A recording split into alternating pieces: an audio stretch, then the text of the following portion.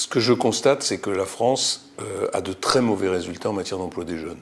Donc ce que je propose, c'est qu'on change complètement la façon d'aborder l'entrée dans l'emploi en généralisant l'apprentissage. Les entreprises ont besoin de recruter des jeunes, elles ont besoin de les former.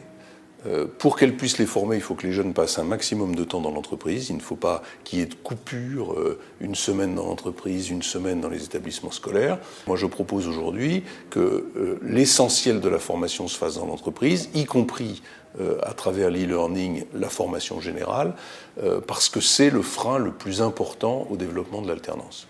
D'abord, une partie importante des apprentis continueront à aller dans les établissements scolaires qui seront désormais sous la seule autorité de la région, en liaison avec les partenaires sociaux, les branches professionnelles, l'éducation nationale ne conservant plus que la définition ce qu'on appelle des référentiels, c'est-à-dire au fond des diplômes et le contenu des diplômes. Et moi, je propose de recruter des personnels pour accompagner ces apprentis, ces alternants, de manière à ce qu'ils puissent acquérir le socle de connaissances et de compétences fondamentales.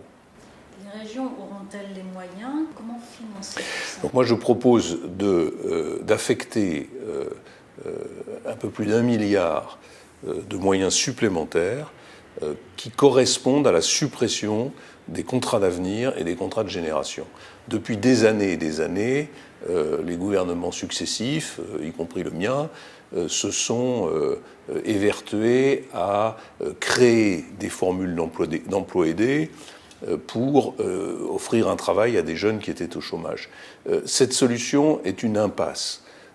Elle a un coût pour les finances publiques et elle ne constitue pas un investissement dans l'avenir puisque la plupart de ces jeunes vont se retrouver à l'issue de ces périodes de contrats aidés en situation d'échec. Le système est en train de se bloquer de lui-même. C'est-à-dire que le marché de l'emploi est de moins en moins performant, et plus il est en difficulté, plus on met des jeunes dans des situations de contrats aidés dans des secteurs publics où il n'y a pas de perspective.